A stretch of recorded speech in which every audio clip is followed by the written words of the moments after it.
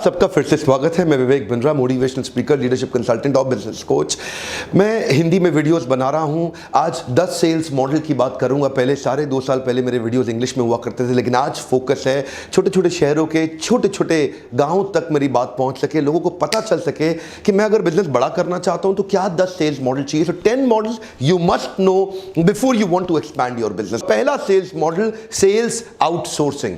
आप अपनी सेल्स बढ़ाना चाहते हैं, एक थर्ड पार्टी जो कि एक्सपर्ट है उस काम में, आपके पास एक्सपर्टीज नहीं है, थर्ड पार्टी जो एक्सपर्ट है उस काम में, वो आपके प्रोडक्ट को सेल कर सकती है आप ही के ब्रांड नेम के अंदर रहते हुए। लेकिन ये काम तब आएगा जब वो आपकी एक्सपर्टीज ना हो। अगर ये किसी और की एक्सपर्टीज है, उनके पास रेडीमेड मैन पावर है, उनके पास रेडीमेड मॉडल हैं, प्रोसेसेस सेट हो चुके हैं उनके, वो तेजी से एक्सपैंड कर सकते हैं, उनके पास देश भर का पेनिट्रेशन है, आपके पास नहीं है। आपको प्रोडक्ट बनाने में एक्सपर्टीज है, आपको प्रोडक्ट डिजाइन करने में, ब्रांड करने में, आपको उसके R&D में एक्सपर्टीज है, तो सेल्स आउटसोर्सिंग मॉडल काम आता है। और कई बार इसलिए भी काम आता है कि आप अपना झंझट टेंशन कम करना चाहते हैं। जैसे फ्लीट ऑन सेल्स लोग हायर कर लेते हैं, बैंकिंग इंश्योरेंस कंपनी में बहुत होता है।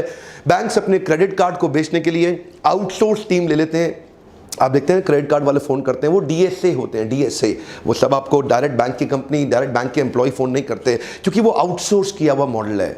जैसे ICICI बैंक ने अपनी कई ऑपरेशनल एक्टिविटीज को आउटसोर्स कर दिया। लगभग 3000 लोग उन्होंने हायर किए जो ऑफ शॉप्स कहलाए जाते हैं, for their documentation, chequebook collection, offering credit card, data entry, mailing, document storing, cheque pickup. और जैसे टेलीकॉम कंपनीज में जियो, एयरटेल, वोडाफोन, इन्होंने अपने BPOs को आउटसोर्स कर दिया है। एक्सपर्ट लोग ले लिए हैं, वो इनकी IVR पे जितनी भी कॉल्स आती हैं तो उसके प्रोसेसेस को डिफाइन करा के वो सब इनके लिए कॉल्स लेते हैं। ऐसा लगता है कि जैसे आपकी बात एयरटेल में हो रही है, पर वो बात एयरटेल में नहीं हो रही होती। वो एक आउटसोर्स्ड मॉडल है, एक BPO है जो कि एयरटेल के लिए रन किया गया है। उस BPO की एक्सपर्टीज है इस तरह के ऑपरेशंस को मैनेज करना।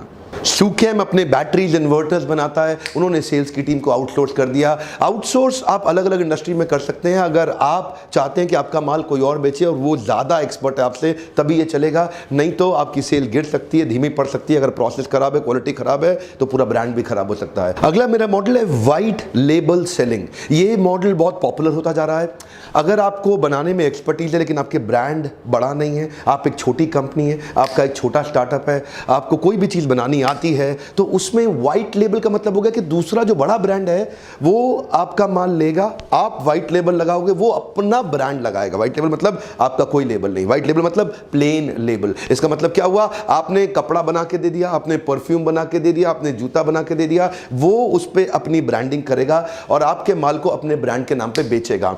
आप जाते हैं बिग बाजार में बहुत सारी चीजें जो बिग बाजार के अपने ब्रांड्स के नाम पे होती हैं, लेकिन वो खुद नहीं बनाते, कोई और उनको बना के देता है। V-Mart भी ऐसा करता है। इनफैक्ट बिलियन नाम का ब्रांड फ्लिपकार्ट ने भी शुरू कर दिया। फ्लिपकार्ट छोटे मैन्युफैक्चरर से माल लेता है। उन्होंने electronic goods, washing machine, juicer, mixer, grinder, बहुत तरह की आइटम आज फ्लिपकार्ट बेच रहा है। बिलियन ब्रांड जो उनका अपना ब्रांड है उसके नाम पे। आपको क्या लगता है फ्लिपकार्ट ये माल बनाता है? नहीं बनाता। अगर आप छोटे मोटा कुछ मैन्युफैक्चरिंग करते हैं, इस तरह से वाइट लेबल मैन्युफैक्चरिंग करके आपका माल जल्दी बिक जाएगा। आपका ब्रांड छोटा है, आप नहीं बेच पा रहे, वो बेच लेते हैं, तो आपको एक कॉन्ट्रैक्ट मैन्युफैक्चरिंग की तरह उस माल को बेच सकते हैं। वो रीसेलर इसको दोबारा बेच देगा। एक और तरीका बहुत चल पड़ा है जिसको बोलते हैं रिटेल चेन, यानी कि रिटेल सेलिंग। ये रिटेल सेलिंग भी बड़ा पॉपुलर हो गया है। इसमें ना बेसिकली जैसे आप समझो एक ब्रांड है मोंटे कार्लो एक क्लोथिंग में काम करता है, कपड़े बनाता है, स्वेटर्स बड़े पॉपुलर हैं उनके, लेकिन वो मल्टी ब्रांड आउटलेट या डिस्ट्रीब्यूटर को भी माल बेचता है और अपने खुद के ब्रांड स्टोर्स पे भी माल बेचता है जो उनके अपने मोंटे कार्लो के ब्रांड स्टोर्स हैं।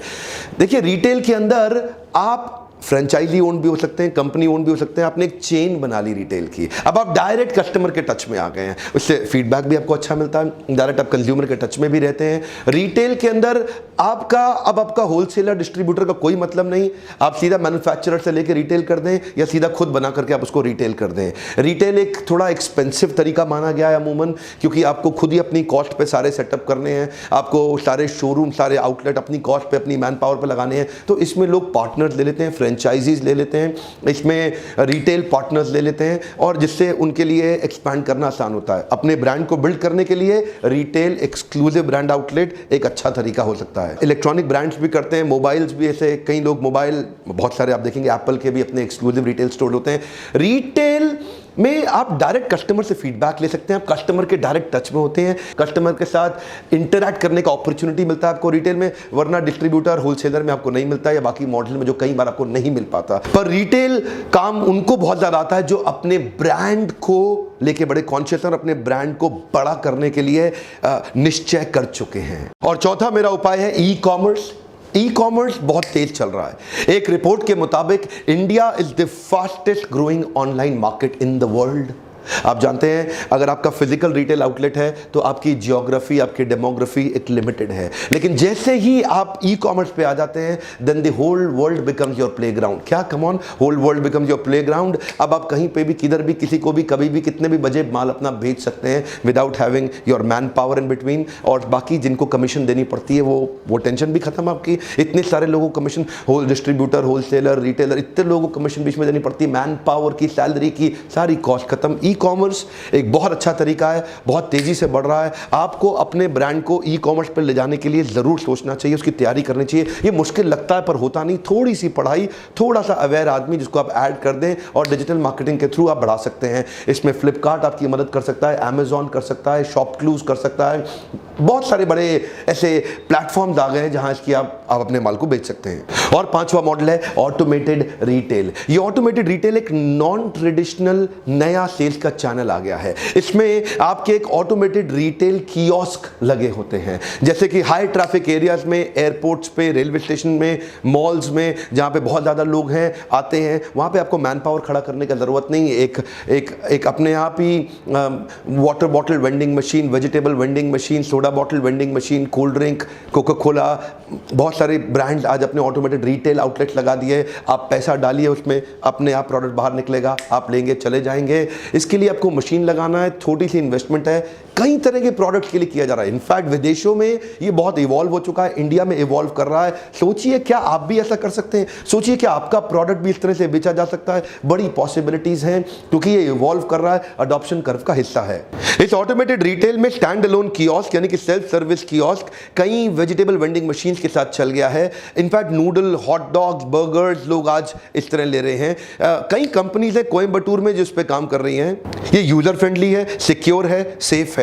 It comes with touch screen, barcode scanner, note validator, debit card, credit card से भी आप कर सकते हैं। इनफैक्ट पेटीएम का ऑप्शन आ गया है, एसएमएस और ऑनलाइन गेटवेज बन गए हैं, नोट डिस्पेंसर हो गया है, बैलेंस 10, 20, 50 रुपए के नोट लेने हैं, कॉइन एक्सेप्टर हो गया है।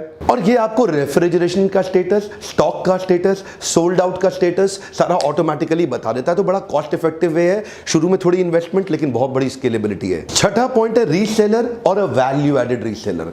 ये एक ऐसा पॉइंट है जो कि लोग आज समझ नहीं पा रहे हैं, लेकिन इसका इस्तेमाल अनऑर्गेनाइज्ड मार्केट में ऑलरेडी बहुत हो रहा है। रीसेलर क्या करते हैं, कई बार आपका माल लेते हैं लेकिन ई कॉमर्स पे जाके अच्छे से इसको बेच देते हैं क्योंकि आपके पास मार्केट नहीं है और वो ई कॉमर्स को समझते हैं और आपके माल को दोबारा जाके ई कॉमर्स पे बेच देते हैं। कई बार वो आपका माल लेते हैं, अपनी मार्केट में आते हैं और खुद ही वहां आकर के बेच देते हैं जहां पे उसकी जरूरत थी लेकिन आप नहीं पहुंच पाए। वैल्यू एडेड रीसेलर कौन है? जैसे ऑटोमोबाइल इंडस्ट्री में मैंने बहुत देखा।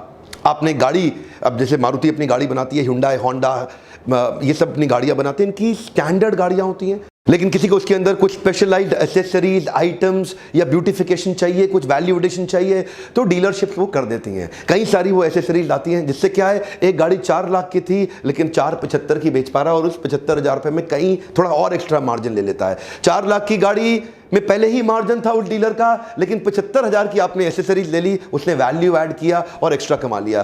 कंप्यूटर खरीदने आप जाते हैं, डेस्कटॉप खरीदते हैं, आप लैपटॉप्स खरीदते हैं, इसमें भी बहुत वैल्यू एडेड रीसेलिंग होती है। जैसे फॉर एग्जांपल एक स्टैंडर्ड रैम, रोम या उसका हार्ड डिस्क या उसके अंदर कुछ और बहुत सारे कॉन्फ़िगरेशंस हैं जो कि स्टैंडर्ड हैं, लेकिन रीसेलर क्या करेगा, आपको बताएगा, अपसेलिंग कर देगा, उसमें चीज़ें ऐड करके दे देगा आपको। हार्ड डिस्क X थी लेकिन आपको 2X चाहिए, वो ऐड करके दे। रैम, रोम, बहुत सी चीज़ें ऐड की जाती हैं। तो उसने एक 25,000 रुपये की मशीन को 35 करके बेचा और उस एक्स्ट्रा 10,000 रुपये में और मार्जिन कमा लिया। ये हो गया वैल्यू एडेड रीसेलिंग। एक फूड की कंपनी ने आपके ब्रांड के बल्क में ऑलिव ऑयल्स लिए कंटेनर्स लिए लेकिन उसको छोटी छोटी पैकेजिंग में करके बेच दिया। आपके अपने ब्रांड में भी हो सकता है या अलग ब्रांड में करके भी किया जा सकता है। तो रीसेलर और वैल्यू एडेड रीसेलर बहुत सारे मार्केट में हैं पहले से ही, आपको ढूंढने पड़ेंगे, आपकी सेल्स तुरंत बढ़ सकती है। अपने प्रोडक्ट में झांक के देखिए क्या रीसेलर या वैल्यू एडेड रीसेलर आपकी कोई मदद कर सकता है। सातवां मेरा पॉइंट है होलसेलर और डिस्ट्रीब्यूटर। होलसेलर और डिस्ट्रीब्यूटर आने से आपका मार्केट पेनिट्रेशन बड़ा हो जाता है, कॉस्ट आपकी नहीं है, क्योंकि होलसेलर डिस्ट्रीब्यूटर की अपनी एक उसका अपना एक सेटअप है, उसका एक अपना ही एक ठिया, उसका अपना ही एक जगह बना रखी है जहां से आप माल वहां तक पहुंचाइए, उसके बाद वो कंज्यूमर तक पहुंचवा देंगे। होलसेलर डिस्ट्रीब्यूटर में मैं एक वीडियो ऑलरेडी बना चुका हूं, लेकिन इसमें कुछ थोड़ी सी बेनिफिट्स आपको शेयर करता हूं। आपका large quantity of goods and services जल्दी पहुंच जाता है, हाई वॉल्यूम परचेज की जा सकती है, बड़ा वाइडर ज्योग्राफिकल एक्सेस और डाइवर्सिटी मिल जाती है। इस रेडी एक्सेस से it minimises the buyers transportation, assembling and arranging of goods becomes convenient. Distributors भी कई प्रकार के होते हैं, intensive distributor, exclusive distributor. Intensive distributor वो है जो बहुत छोटे मार्जिन पे बल्क परचेज कर लेता है। अच्छा, एक्सक्लूसिव डिस्ट्रीब्यूशन वहां चलता है जिधर ब्रांड बड़ा इंपॉर्टेंट है, तो वहां पे एक्सक्लूसिव ब्रांड पे ही काम किया जाता है।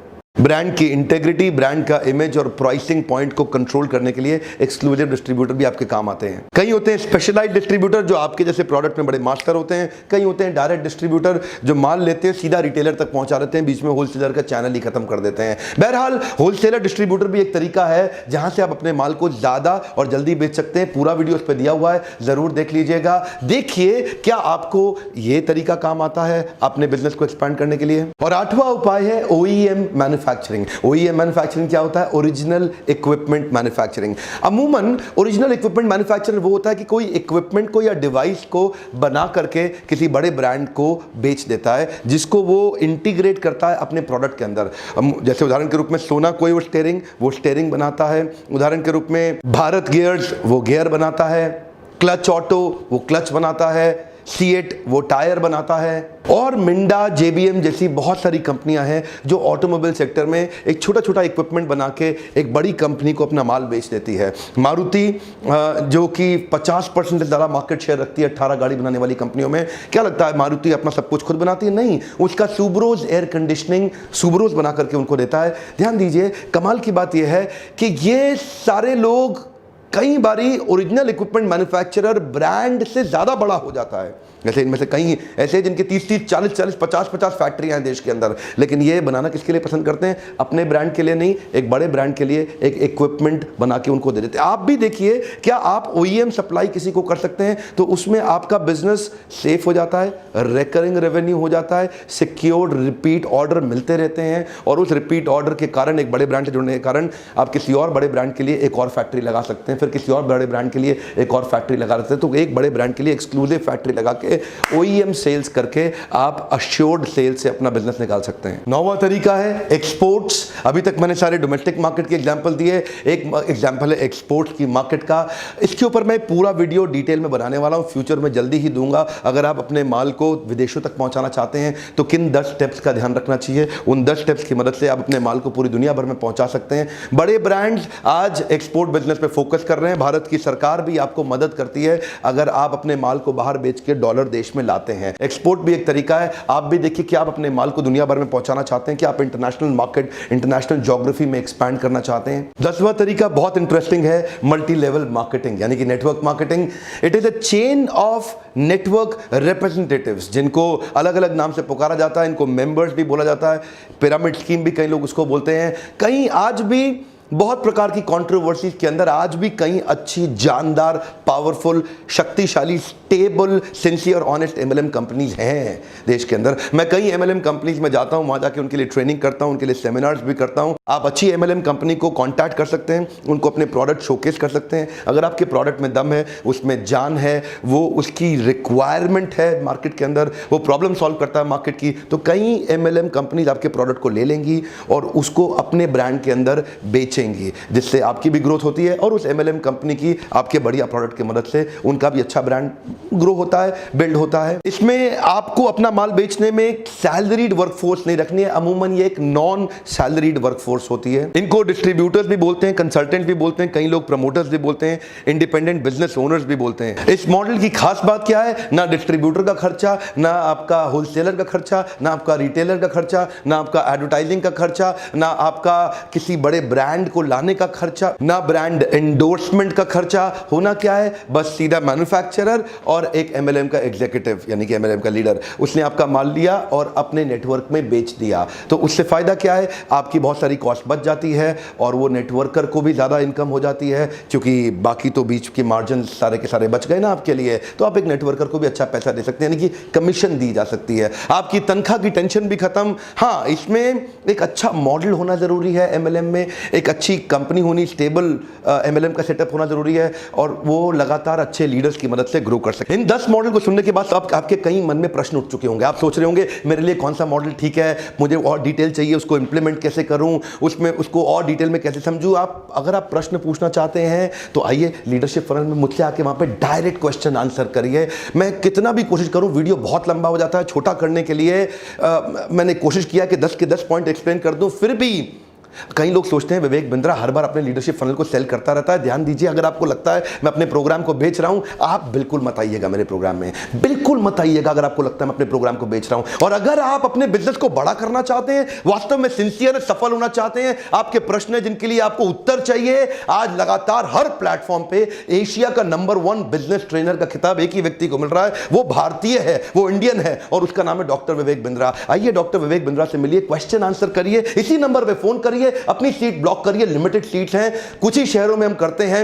आइए तुरंत टिकट अपनी ब्लॉक करके फ्लाई करके पहुंचिए, मुझसे आकर के मिलिए, अपने बिजनेस को सफल करिए, उसको नेक्स्ट लेवल पे लेके जाइए। और हो सकता है इन 10 पॉइंट से आपके किसी पहचान वाले की मदद हो, आपके बिजनेस सर्कल में मदद हो, आपके आसपास के जान पहचान के लोगों में मदद हो, आपके अगर आप स्टूडेंट हैं आपके पिताजी की हो सकता है मदद हो, उनको भेजिए ये 10 सेल्स के मॉडल। और मेरे साथ जुड़े रहने के लिए, हमारे चैनल को लगातार सब्सक्राइब करने के लिए, लाइक करने के लिए आपका बहुत बहुत धन्यवाद। कमेंट में पूछना चाहता हूं अगला कौन सा प्रॉब्लम सॉल्विंग वीडियो आपके लिए बनाऊं जिससे आपकी मदद हो सके। और हां, लाइक करना बिल्कुल मत भूलिएगा। मेरे साथ जुड़े रहने के लिए प्रेम पूर्वक हर बार की तरह फिर से आपका बहुत बहुत धन्यवाद।